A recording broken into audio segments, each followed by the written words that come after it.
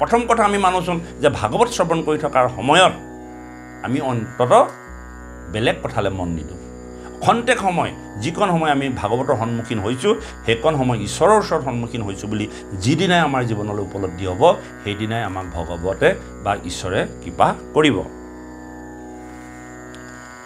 হে ৰাম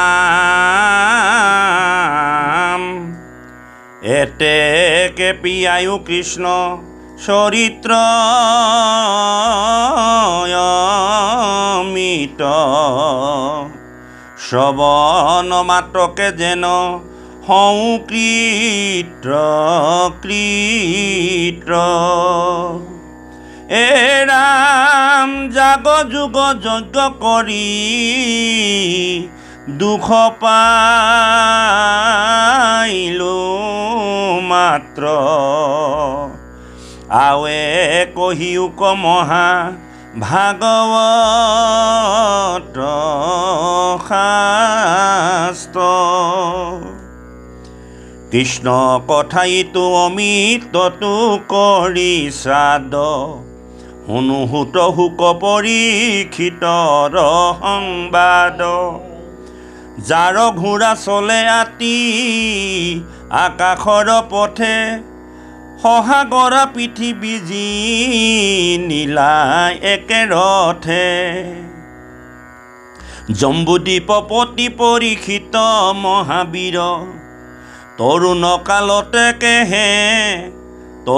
কালতে কেন তেজিলা শৰীৰ ভিত্ৰ যেন খাতে পিঠি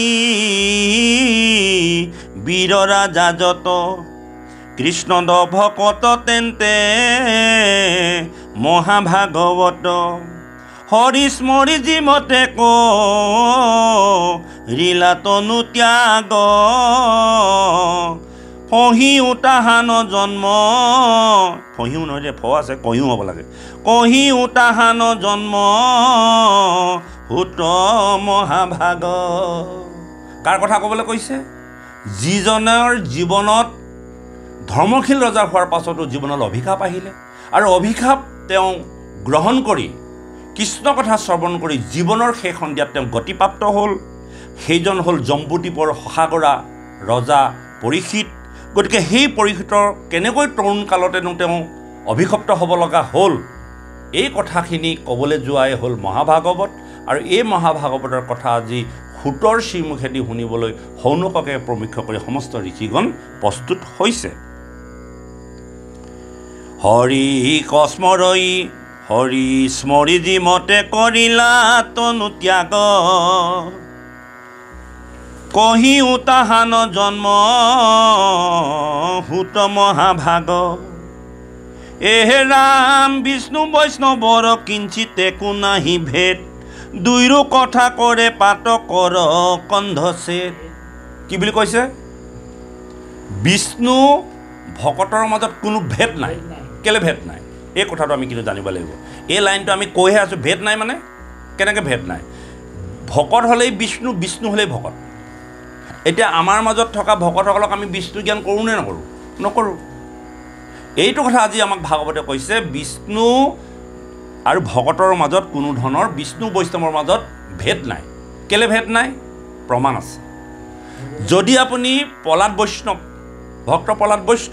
ভক্ত প্ৰহ্লাদৰ চৰিত্ৰ কথা যদি ক'বলৈ যায় তেতিয়াহ'লে কাৰ কথা ক'ব লাগিব নৃসিংহৰ কথা ক'ব লাগিব ভগৱন্তৰ কথা ক'ব লাগিব নাই ভগৱন্তৰ মহিমাৰ কথা যদি ক'বলৈ যায় তেতিয়াহ'লে আপুনি প্ৰহ্লাদৰ কথা ক'ব লাগিব নাই ভকতৰ ভেদ নাই কেনেকৈ ভেদ নাই আপুনি যদি ধ্ৰুৱৰ কথা ক'বলৈ গৈ আছে ধ্ৰুৱ এজন বৈষ্ণৱ অকল ধ্ৰুৱৰ কথাহে ক'ম কিন্তু ধ্ৰুৱৰ কথা ক'বলৈ গ'লে কাৰ কথা ক'ব লাগিব আপুনি হা কেনেকৈ ক'ব লাগিব দেৱৰ্ষি নাৰদৰ কথা ক'ব লাগিব দেৱৰ্ষি নাৰদৰ জৰিয়তে ভগৱন্তই আহি কেনেকৈ ধ্ৰুৱক কৃপা কৰিলে সেই কথাখিনি আহি পৰিবহি নাই আকৌ ভগৱন্তই কেনেকৈ কাক কাক কৃপা কৰিছিল এই কথাখিনি ক'বলৈ যাওঁতে ধ্ৰুৱৰ কথা আহিব শ্ৰৱণ কুমাৰৰ কথা আহিব প্ৰহ্লাদৰ কথা আহিব একলব্যৰ কথা আহিব গতিকে এইবিলাক বৈষ্ণৱ আৰু বিষ্ণুৰ মাজত কোনো ধৰণৰ ভেদ নাই কাৰণ পৰিপূৰক কাৰণ তেওঁলোকৰ এই ঘটনাবিলাক কেনেকৈ ঘটিলে ঈশ্বৰৰ লগত লাগি পেলাইহে ঘটিলে আজি আপুনি ব্ৰহ্মাৰ কথা যদি ক'বলৈ যায় ঈশ্বৰৰ কথা ক'ব লাগিব মহাদেৱৰ কথা ক'বলৈ গ'লে ভগৱন্তৰ কথা ক'ব লাগিব হয়নে বাৰু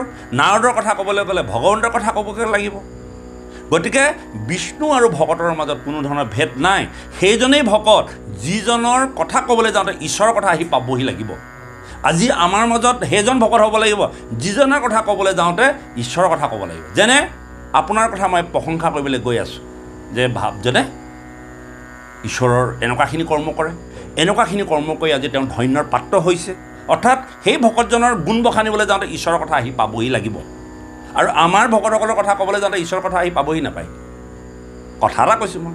গতিকে আমি প্ৰত্যেকজনে এই কথাটো উপলব্ধি কৰিব লাগিব যে আমি ঈশ্বৰৰ লগত সংযুক্ত হৈ থাকিব লাগিব। সংযুক্ত হৈ থাকিলেহে আপুনি বৈষ্ণৱ বা ভকত হ'ব, নহ'লে আপুনি ভকত হ'ব নোৱাৰে। এতিয়া আমাৰ ভকত বুলি ক'বলৈ যাওঁতে কি কৰিছোঁ? 3 বস্ত্ৰৰ দ্বাৰা পৰিধান কৰাজনকে আমি ভকত বুলি ভাবিছোঁ, নাম গোৱাজনকে ভকত বুলি ভাবিছোঁ, ভাগৱত গোৱাজনকে ভকত বুলি ভাবিছোঁ। কিন্তু ভাগৱতে ভকতৰ সংজ্ঞা বেলেগ ধৰণে নিৰূপণ কৰিছে।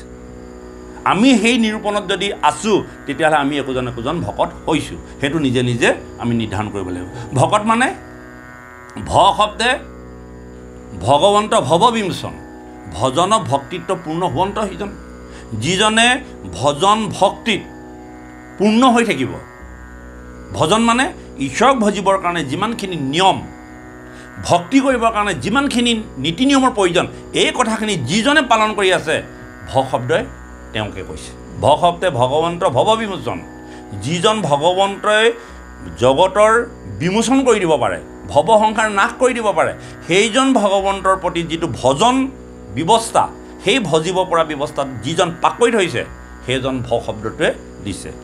গ শব্দটোৱে কি কৈছে? ক শব্দটোৱে কি কৈছে? ভ শব্দে ভগৱন্ত ভৱ বিমোচন, ভজন ভক্তিত হোৱন্ত সিজন। ক শব্দে কৃষ্ণ ভজি কৈছে নেকি বেলেগৰ কথা? কৃষ্ণক ভজিব লাগিব। ক শব্দে কৃষ্ণ ভজি পবিত্ৰ পৰম, আত্মাকো মানন্ত কৃষ্ণ সমস্ততে হম।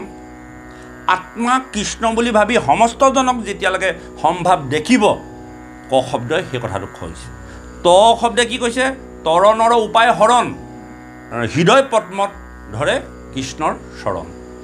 হৃদয় পদ্মত ধৰে কৃষ্ণৰ চৰণ। বোলে এই 3টা কথাৰ যিজনৰ লগত হৈ আছে সেইজনেই ভকত। ভকতক চিনাকি কৰিবৰ কাৰণে আকৌ বেলেগ কথা চিন্তা কৰিব নালাগে। 1 নম্বৰ কথা হ'ল তেওঁ ভজন ভক্তিত পাৰ্গত হ'ব লাগিব, কৃষ্ণক ভজিব লাগিব। কৃষ্ণক ভজি আনক ভজাজন ভকত হ'ব নোৱাৰে, সেইজন ভক্ত হ'ব। ভক্ত আৰু ভকতৰ মাজত পাৰ্থক্য আছে। ভকত শব্দটো কেৱল কৃপালু শংকৰ গুৰুজনে আনিছে। ভক্ত শব্দটো আগৰ পৰা আছে। যেনেকৈ শিৱ ভক্ত, দুৰ্গা ভক্ত, গণেশ ভক্ত। ভক্ত যাক ভজি থাকে সেইজন ভক্ত।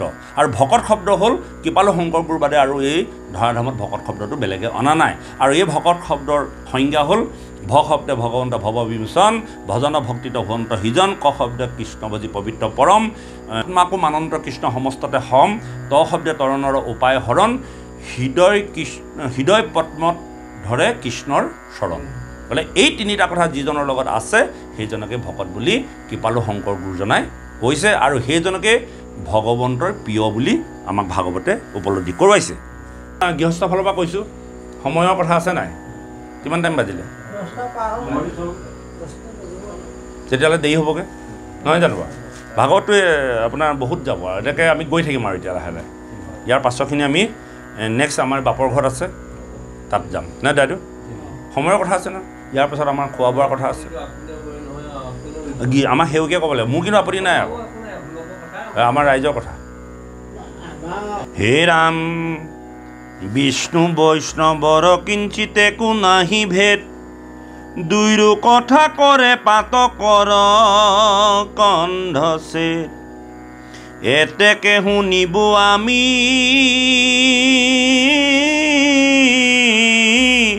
ভকত চৰিত্ৰ, এহিহে তাৰিবে এবে দুৰ্ঘোৰ কলিত। হে ৰাম দেৱৰো দুৰ্লভ হুক মণি মহাভাগ, কিমতে পাইলন্ত পৰি ক্ষিততাংক লাগ। বৈকুণ্ঠৰ শাস্ত্ৰ যিটো বেদান্তৰো তত্ৰ, সাত দিনে কৈলা সিটো মহাভাগৱত। হে ৰাম কিহেতু ৰাজাক আহি খাইলে কতক্ষকে পাইলা গতি ভাগৱত শ্ৰৱণ মাত্ৰকে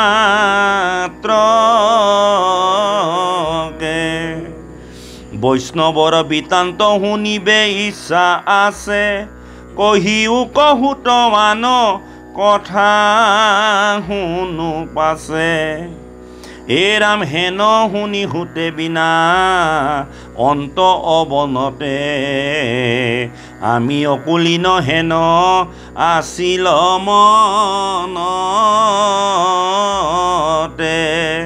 সৌনককে প্ৰমুখ্য কৰি 28,000 ঋষিয়ে যেতিয়া হুতমুনিৰ মুখেদি পৰীক্ষিতৰ জীৱনৰ কথা শুনিবলৈ ইচ্ছা কৰিলে কেলে কৰিলে আচলতে ভগৱন্তৰ কথা শুনিবলৈ ইচ্ছা কৰা নাই কিন্তু পৰীক্ষিতৰ কথা শুনিবলৈ যাওঁতে ভগৱন্তৰ কথাবিলাক আহি পৰিব কেনেকৈ পৰীক্ষিত গৰ্ভতেই তেওঁ অমৃত প্ৰাণ কৰিছিল কেনেকৈ তেওঁ বিষ্ণুৰাত্ম নাম হৈছিল কেনেকৈ তেওঁ পাণ্ডৱৰ শেষৰ গছি বন্তি হিচাপে জগতলৈ আহিছিল এই পৰীক্ষিতৰ কথা ক'বলৈ যাওঁতেই ভগৱন্তৰ কথাখিনি আপোনা আপুনি আহিব গতিকে আমাক কোৱাচোন কেনেকৈ তেওঁ তৰুণ কালতে তক্ষকে দংশন কৰি অভিশপ্ত হ'ব লগা হ'ল তেওঁতো ধৰ্মশীল ৰজা আছিল তেওঁতো যিটো বংশত জন্মগ্ৰহণ কৰিছে সংস্কাৰী ঘৰত জন্মগ্ৰহণ কৰিছিল তেওঁৰ জীৱনলৈতো অভিশাপ আহিব নালাগিছিল আমাৰ আপোনাৰ মোৰ প্ৰশ্ন সেইখিনিয়ে সদায় ভাগৱত গায় সদায় নাম গায় তেওঁৰ জীৱনতনো এইবিলাক ঘটনা কিয় ঘটিব লাগে ঘটিবতো নালাগে আমাৰ প্ৰশ্ন সেইখিনিয়ে নহয় জানো আজি সেই প্ৰশ্নখিনি ঋষি সমস্তইও কৰিছে কেলে কৰিছে আপোনাৰ মোৰ প্ৰশ্ন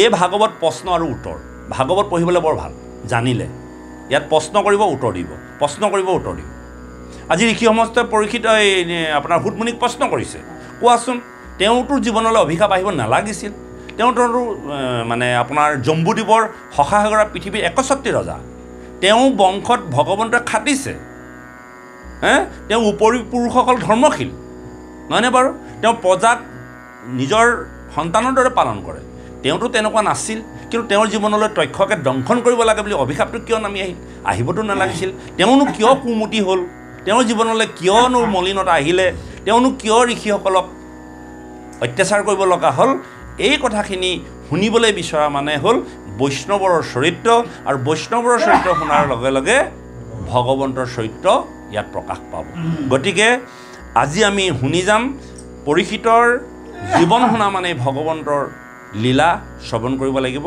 আৰু এই পৰীক্ষিতৰ গতি হ'ল আমাৰ গতি যদি আমি পৰীক্ষিতৰ দৰে একান্তভাৱে ভাগৱত শ্ৰৱণ কৰোঁ নিশ্চয় আমাৰো জীৱনত গতি আহিব গতিকে আজি ইমানতে আমি বিৰাম দিছোঁ মনত ৰাখিব এইটো আমাৰ চিন থাকিব নম্বৰটো আমি মনত আছে এই 17ত আছে আমি কাগজ এখন থম লিখি যাম এবাৰ ভাগৱত শ্ৰৱণ কৰক মাত্ৰ পৰিষ্কাৰভাৱে শ্ৰৱণ কৰক যাতে কোনোদিন এবচেণ্ট নহয় যেতিয়াই আমি সুবিধা লওঁ আমাৰ যিকেইজন লোকে ভাগৱত পঢ়ে সদায় গোট খাব সদায় নপঢ়োঁ যেতিয়াই আমি গোট খাওঁ আমি যাতে মই যাতে নাথাকিলে মোৰ আজি আমুকখিনি চেপ্টাৰ গুচি যাব বুলি যিদিনাখনি আপুনি অনুভৱ কৰিব যাতে ভাগৱতখন অন্তত এবাৰ শুনোচোন কিনো কৈছে আৰু প্ৰত্যেকটো লাইনে যিমানখিনি আমি বুজিবলৈ যত্ন কৰিছোঁ সিমানখিনি আপোনাৰ সভাত ব্যক্ত কৰিম বুলি ভাবি ভগৱন্তৰ ওচৰত পুনৰ আমি আকৌ সংকল্পবদ্ধ হৈছোঁ ইয়াৰ পাছত তেখেতলোকৰ হ'ব তাৰপিছতে হয়তো আমাৰ ঘৰলৈও হ'ব এনেকৈ আমি ঘৰে ঘৰে পহুঁচোন বাৰু বৰ্তমান তাৰপিছত আমি নামঘৰলৈ যাম আমাৰ ভাদৰ সংক্ৰান্তিৰ দিনাখনি আমাৰ ভাগৱত আৰম্ভ কৰাৰ কথা আমাৰ সভাপতিয়ে জনাইছে নামঘৰত আমি আৰম্ভ কৰিবলৈ নামঘৰতে পঢ়িম আমি এতিয়া বৰ্তমান আমি এনেকৈ পঢ়িছোঁ প্ৰয়োজন হ'লে সকলো সমাজে যদি কয় বোলে নহয় আমিতো বা প্ৰথমখিনি নুশুনিলোঁ আমি টোপাকনীয়াকৈ গোটেই কথাখিনি কৈ দিম কাহিনী হিচাপে কৈ আৰম্ভ কৰি দিম লাগিলে আপত্তি নাই কিন্তু আজি আমি বহুদিন বিৰতিৰ পাছত পুনৰ যেতিয়া ভাগৱত আৰম্ভ কৰিলোঁ আমি প্ৰথমতে আৰম্ভ কৰিছোঁ নেবাব গতিকে সংক্ৰান্তি দিনাখনি যে আমি ভাগৱত আৰম্ভ কৰিম এই কথাটো আপুনি জনাই দিয়ক আৰু সপ্তাহত 3 দিনকৈ ধৰক আজি